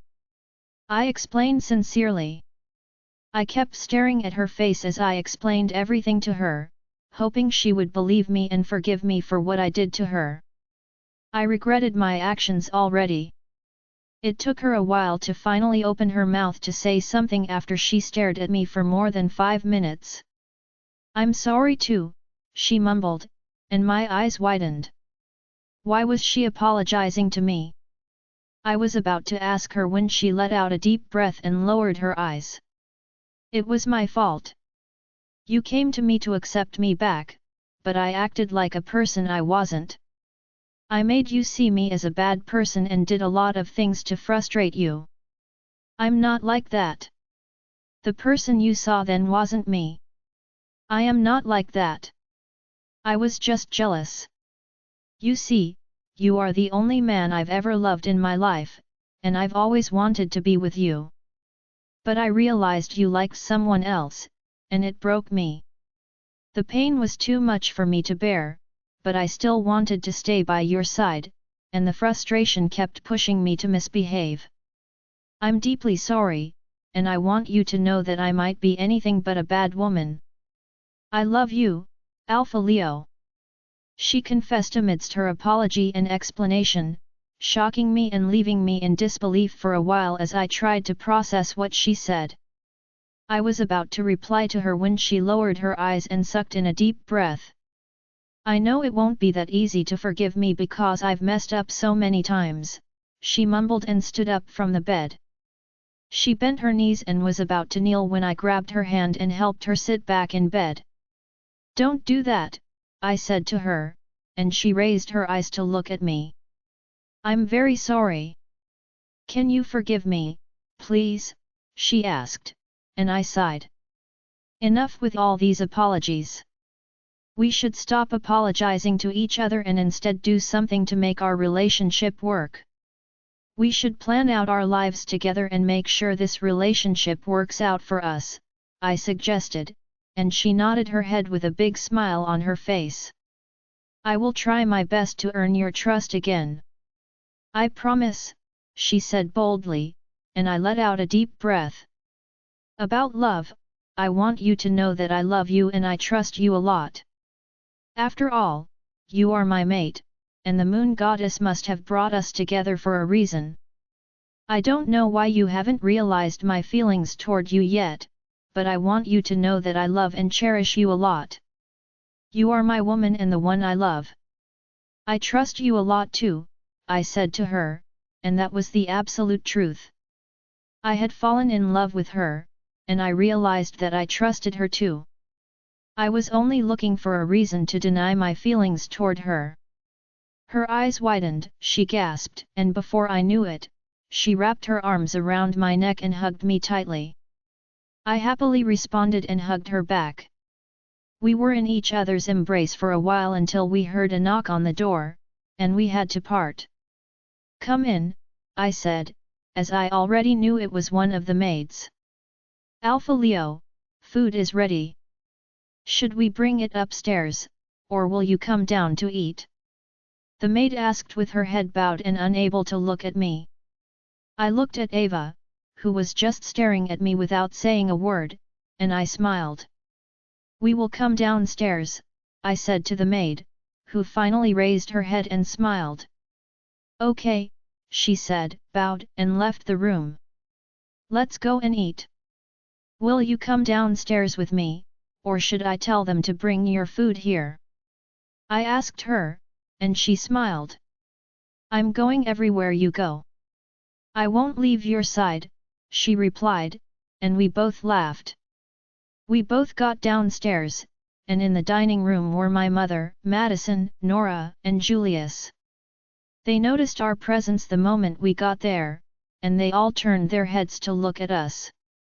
I could see the surprise on their faces when they saw Ava beside me.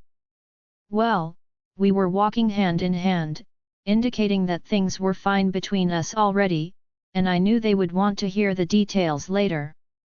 Ava bowed her head to greet them all, and they all smiled back at her before waving their hands excitedly.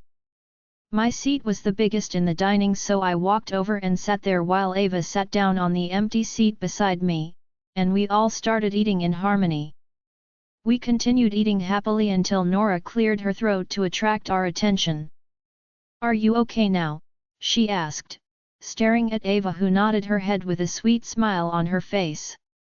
"Yes, we settled it already, and we are fine now," she replied, glanced at me, and we both smiled shyly. Ava and I were still acting lovey-dovey when Madison dropped his spoon and cleared his throat. "Enough, lovebirds. I need to share some news.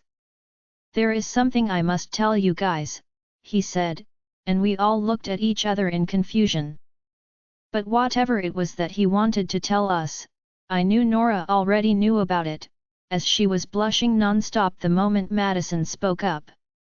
I turned to face Madison and gave him a questioning look. "Go ahead. I'm dying to hear the news."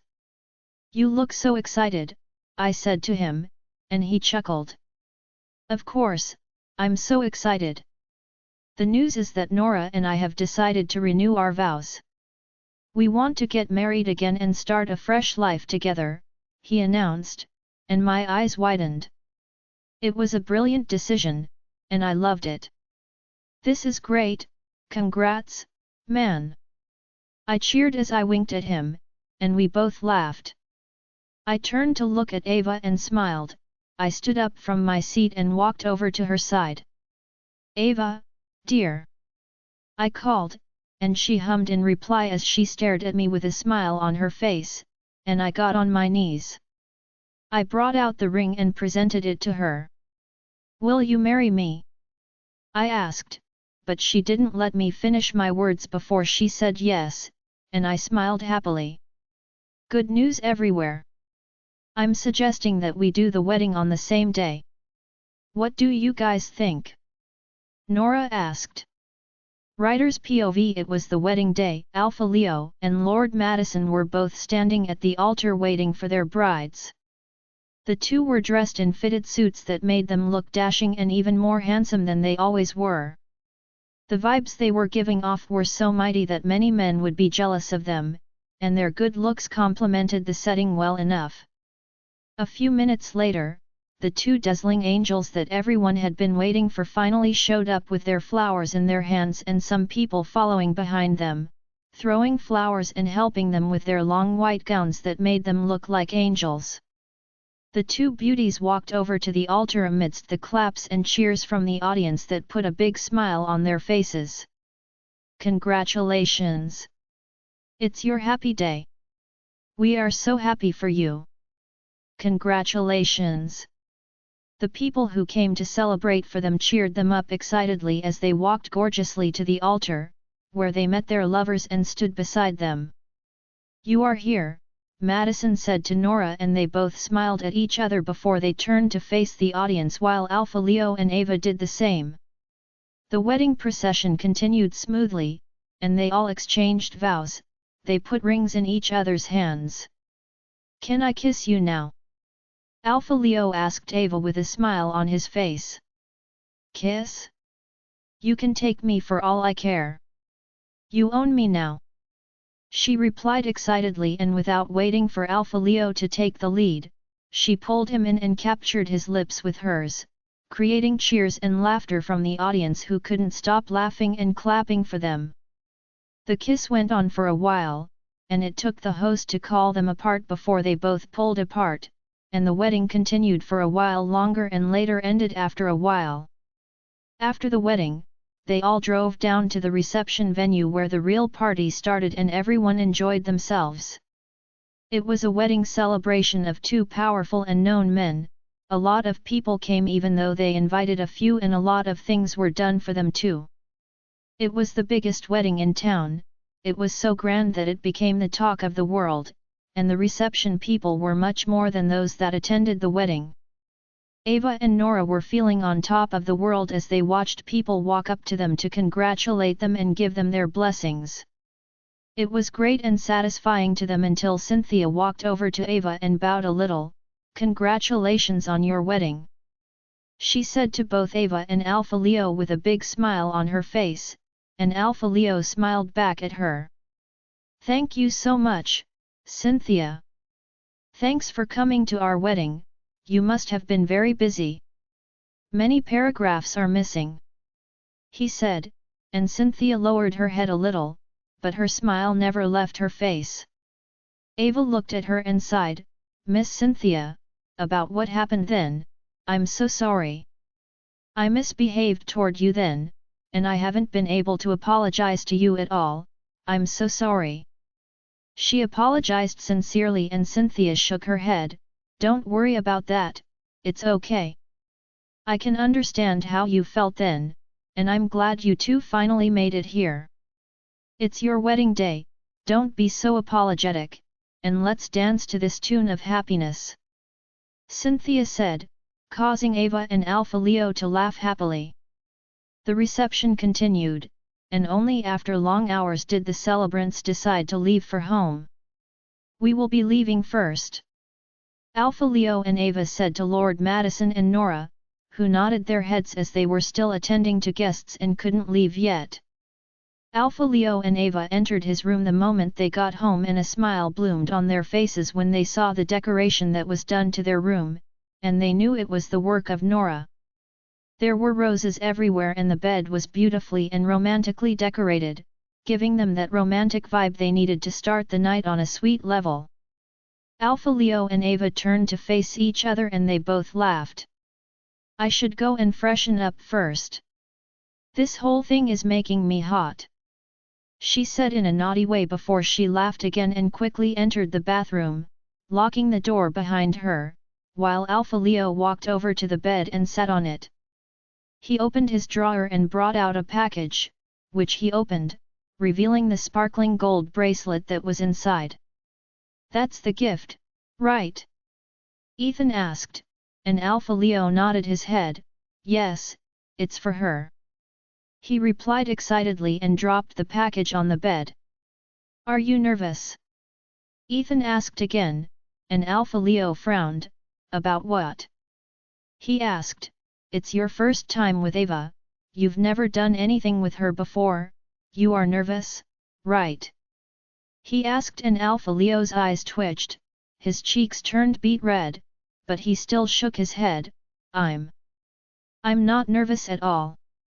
I'm okay," he replied to Ethan and cleared his throat.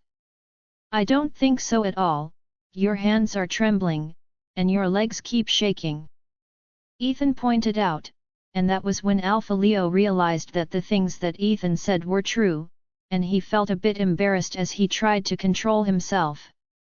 He was about to reply to Ethan when the bathroom door opened and Ava came in. "Mine!" Ethan howled possessively. She was dressed in a robe with her wet hair falling straight on her shoulders, making her look like a seductress, and Alpha Leo swallowed as he tried to take his eyes away from her. He stood up from his seat and walked toward the bathroom. "I should freshen up too," he said, and without waiting for her to reply, he rushed into the bathroom and closed the door on himself. He returned to the bathroom a few minutes later and saw Ava sitting in bed. He was also in his robes, so he walked over to her and sat beside her. She already dried her hair, but it was still falling on her shoulders and she was still looking seductive with a much matured vibe. Today was wonderful. Lady Nora's suggestion of doing the wedding together was perfect, and the wedding was greater than my expectations. I felt happy, blessed, and special. It was the happiest day of my life, and I felt on top of the world," she said, explaining how excited she felt during the wedding, and Alpha Leo could relate as he felt the same way too. "It was great, and I enjoyed it as well. It was wonderful, and I felt like the happiest man on earth." Nora's idea was great indeed, and people cheered us on. He replied, and the two smiled at each other, excitedly. Ava moved closer to Alpha Leo. You looked really dashing in your suit today. I told you the suit fits you a lot, and trust me, I fell head over heels for you again. She said, complimenting her new husband sincerely. Alpha Leo grabbed her waist and planted a kiss on her lips. Is that true? He asked teasingly, and Ava nodded her head with her red cheeks, making her so adorable. Alpha Leo chuckled and cupped her face with his hands. He looked into her eyes. You are pretty. He mumbled, and instead of waiting for her to reply, he captured her lips again and started kissing her slowly. It was very slow at first, but he increased the pace later and started kissing her more passionately. He made her lay in the bed and climbed on top of her as he broke the kiss and moved to her ears. You're making me lose my mind, and I'm glad you're now my wife. I can't calm myself anymore. He said to her and bit on her ears gently, after which he wetted it with his tongue and started sucking on it, earning himself loud moans from her. He moved from her ears to her lips and started kissing her lips. He moved down to her neck and planted a few kisses on her neck. He continued kissing her down until he got to her chest and stopped. Can I? He asked, and Ava nodded her head. Yes. Please continue. She begged, and Alpha Leo chuckled. He untied her robe, showing her lingerie underneath the white robe. She was looking so cute on it, and he couldn't take his eyes off her body. It was making him lose his mind, but he wasn't ready to gain his mind back either. He moved down, putting his head close to her breast. He pulled on the lingerie, and it was removed from her body. The hook from the back was made so light that it was removed even before he pulled hard on it, and he smiled. Was this a trap? He asked teasingly, and Ava laughed amidst the pleasure as he pulled the lingerie down her legs and threw it away. You are so beautiful, Ava. I'm glad I met you. He said and smiled. He kissed her lips lightly, but Ava felt it in her whole body, and she closed her eyes. Leo. She screamed sweetly, causing Alpha Leo to moan. His name sounded so sweet on her tongue that he wanted to hear more of it, and he decided to go further with what he was doing. He started rubbing his fingers on her and later moved his head down to see what he was touching. He was sure it would be a beautiful one, and he wasn't disappointed when he saw it. Instead, he felt surprised to see that it was neat, pink, and beautiful just as he expected it to be. It's as beautiful as your face, he commented, and Ava blushed. He started on it. Leo, baby. Ava moaned loudly as she ground her back in the bed while she pulled her body down so that Alpha Leo could do it. Continued until he felt her tightened, and he stopped. We should take it a little deeper, he said, and she nodded her head. Anywhere, anywhere. I'm ready to go anywhere with you, Alpha Leo. She replied. Just call me Leo. That sounds sweeter, Alpha Leo corrected, and Ava smiled sweetly as she nodded her head. Alpha Leo stood up and removed his robe. He threw it to the other side, leaving his shorts on him as he positioned himself very well and looked at her. Should I do this? He asked, and Ava nodded her head. Please, she replied, stressing her reply to express how much she wanted him, which made Alpha Leo excited. You're ready? He asked. Yes. Readier than ever, she replied and smiled. Could she be a virgin? He questioned himself inwardly, but he doubted it and looked at her. Are you a virgin? He asked in disbelief, and Ava smiled. Yes. I've always kept myself clean because I wanted the first man to touch me to be my husband, she replied, making Alpha Leo excited and proud of her. He was surprised. He didn't expect her to be a virgin, and he had never viewed her as a virgin before, and he was surprised to hear her confirm that she was one. Thank you. He whispered greatly and placed a kiss on her forehead. I will be gentle. He promised and she nodded. This time, he was very careful as he penetrated her gently. Ah! Ava screamed in pain and Alpha Leo's eyes widened. Are you okay? He asked worriedly, but Ava wasn't able to reply for a while as she tried to calm herself and get used to the change inside her. She later nodded her head and smiled. Yes, I feel better now. She replied, and her smile widened. Continue, please. This is great. She said excitedly as she prepared herself for the great exercise ahead. Alpha Leo hesitated for a few seconds, but he later started thrusting. He was slow at first, but he later increased the pace and started thrusting faster inside her, causing her to moan loud in both pleasure and pain. After a while, he stopped and looked into her eyes. Sweet, he mumbled and Ava giggled. I love you, Alpha Leo. She said and Alpha Leo's eyes sparkled before he opened his mouth too. I love you more, and I'm going to love you for the rest of my life. He promised her and they both stared into each other's eyes lovingly before Alpha Leo cleared his throat. I want to mark you. He mumbled with an amused smile on his face, making Ava laugh out as he moved in toward her neck and kissed it. I'm doing it now. He said softly and Ava nodded her head. She was feeling very excited as she felt him moving his fang around her neck before he finally pierced in, and she closed her eyes to savor the moment. I'm done. Alpha Leo said, pulling her out of her trance, and she smiled excitedly. I'm finally yours, Leo. She mumbled. Writer's POV 9 months later. Alpha Leo was pacing up and down, sweating profusely, with a worried look on his face. His hands kept going from his head to his mouth and his waist. He was worried, and his expression was a shred of evidence of that.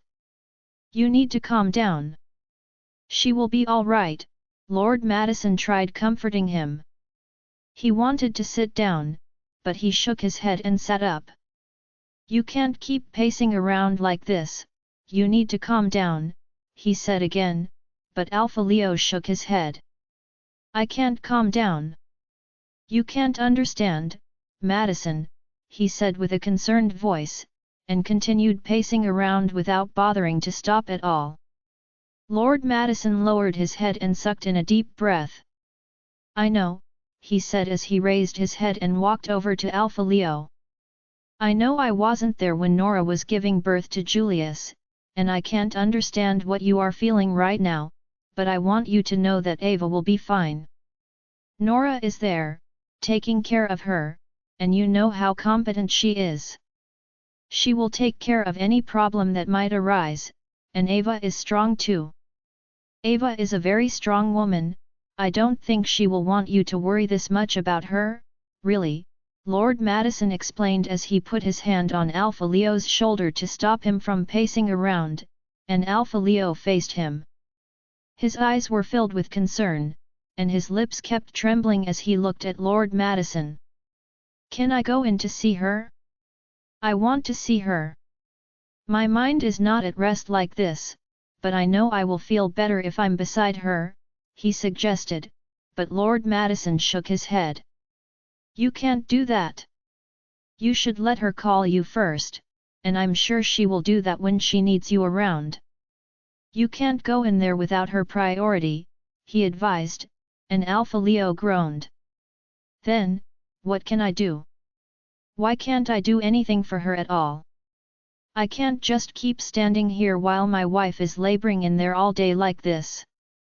I'm so scared, I want to do something for her. What do I do? He questioned with frustration in his voice, and Alpha Leo sighed. I think the best thing you can do for her right now is to be calm. Wait, patiently for her, and when she is done, she will call you in. You don't have to keep panicking around like this. It's not helping matters at all, Lord Madison replied. He understood that Alpha Leo was worried about his wife, and he wanted to see her, but he sincerely didn't think that pacing around on the verge of tears would do anything to help at all, and it was giving him a headache as he watched Alpha Leo pace up and down. Ava was a strong woman, and Lord Madison knew this, so he wasn't worried about her, and he wished Alpha Leo would realize this too, instead of staying worried all day instead of rejoicing ahead of the delivery. Lord Madison was still in deep thought when they heard a baby's voice coming from the room, and their eyes widened. They looked at each other, and they both covered their mouths. She gave, Alpha Leo stuttered but stopped when he heard another baby's cry. He was confused, and he looked at Lord Madison for help, but he was just as confused as he was, and none of them could explain what was going on to each other. They were still staring at each other when a nurse came out and walked over to them. Queen Ava has given birth. She gave birth to twins, she announced, and Alpha Leo gasped. He was stunned, and he couldn't register what was going on for a while, but when he did, he screamed inwardly and rejoiced excitedly. "Can we go and see her now?" he asked the nurse, who shook her head. "The nurses are cleaning the babies and the mother up. You can go in after 10 minutes, she said and walked away, leaving the excited Alpha Leo and Lord Madison there. A few minutes later, Alpha Leo and Lord Madison entered the room and were both surprised to see one baby in Nora's hand and the other in Ava's hand. "It's a boy and a girl," Ava replied as she looked at her husband with doting eyes. She was excited and emotional. "The boy resembles you but has my eye color, while the girl resembles me but has your eye color. They are so cute, aren't they?" she added, and Alpha Leo nodded his head as he walked over to her and collected the baby in her arms. "They are twins," he mumbled, and Ava giggled. "Yes, I knew about it, but I decided to keep it away from you because I wanted to see your surprised look on the delivery day," Ava explained, and Alpha Leo smiled. He looked at the baby in his arms for a while before he raised his head to look at Ava. "Thank you so much. Thank you for making me a father and the happiest man on earth. You just gave me 2 beautiful and handsome babies. I will forever cherish you and our children, my love," Alpha Leo promised as he stared into Ava's eyes, declaring his unwavering love through his eyes. The two were still staring at each other when Nora cleared her throat to attract their attention, and they all looked at her. "I have news to share," she said, and turned to face Lord Madison. "I'm pregnant, I'm 1 month pregnant," she declared, surprising Lord Madison, whose eyes widened and couldn't find his words for a while. He stared at Nora for a few seconds before he opened his mouth. "Are you for real?" he asked, and Nora nodded his head. He closed his eyes, bit his lower lip, and laughed happily. "This is great." "Yes." He rejoiced excitedly, and they all laughed. The end. Join our Facebook and WhatsApp group for more updates, link is given in description.